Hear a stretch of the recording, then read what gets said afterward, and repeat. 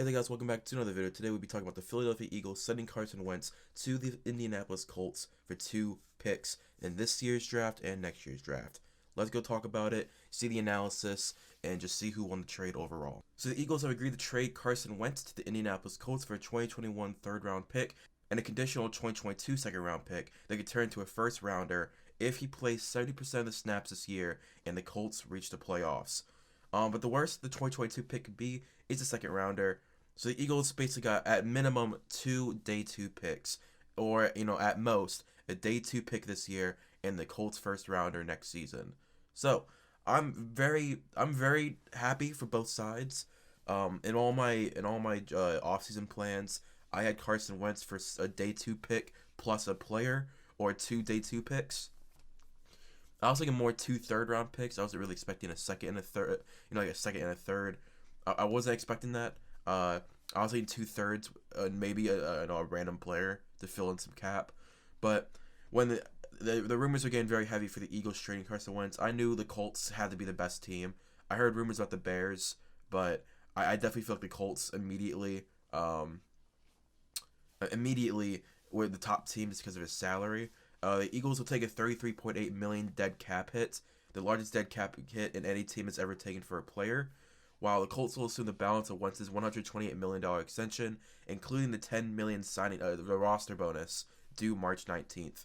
I think that was a big part of why they want to trade him quickly, is because the Eagles didn't want to take on that $10 million guaranteed roster bonus. They just want to ship him off, whatever they can get. The Eagles are likely to return to Jalen Hurts, though they also tend to bring in competition for him. The starting job is not expected to automatically go to Hurts.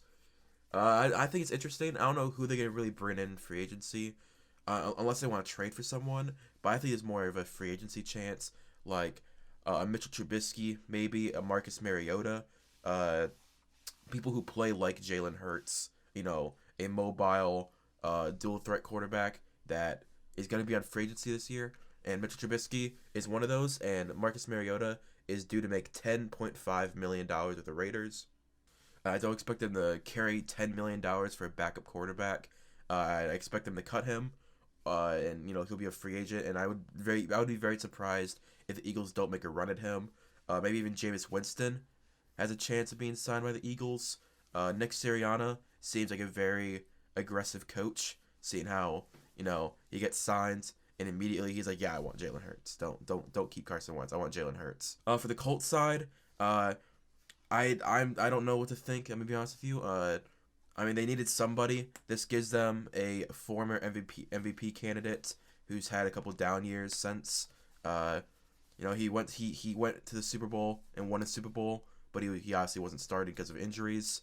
Coming off probably his worst season, and the worst season by a starting quarterback that had high expectations in my recent memory, at least. I really thought that the Eagles would have to send a pick with Carson Wentz for a team to pick up his contract based on last year.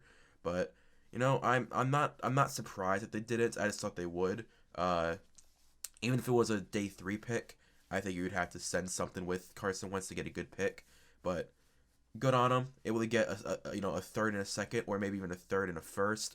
Because if the Colts make the playoffs, Carson Wentz gets a start for them. Carson Wentz is going to be their starter next year.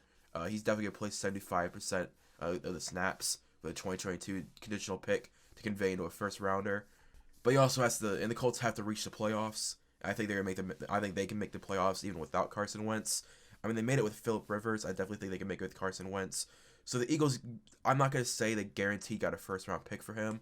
I think it is very likely that second round pick turns into a first round pick. But at minimum, they have 2 day 2 picks, a third, number 85 overall this year, and a second in next year's draft. Awesome on them. The Colts got a starter for the future, and someone who's already locked down long term. And the Eagles were able to get rid of Carson Wentz. I think this means that Zach Ertz is definitely on his way out. I think Jason Kelsey's probably going to retire. I think this is a domino effect for the Eagles offense as a whole.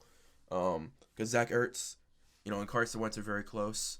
Anytime anyone in the media or anyone on the team ever said anything public about Carson Wentz, Zach Ertz came out and defended him. So I'd be very surprised if Zach Ertz is on this team next year catching passes from Jalen Hurts. They do have Dallas Goedert and they easily just draft a tight end in the 3rd round, like Brevin Jordan, and boom, you got your 2 tight end setback. I'm probably gonna rate this for both sides a B plus. Definitely the Eagles, I give them an A plus. Eagles get an A plus. I give the Colts a B plus, solely just on that the Eagles are somehow able to get rid of him without giving up any picks, and they're definitely gonna get a 1st rounder. You know, like, I don't want to say it's 100%, but it's like a 95% sure they're getting a 1st rounder, because the Colts are gonna make the playoffs most likely, and if Wentz, is a starter all season, it's 75% of Colts offensive snaps, unless he gets injured. This is obviously barring injury.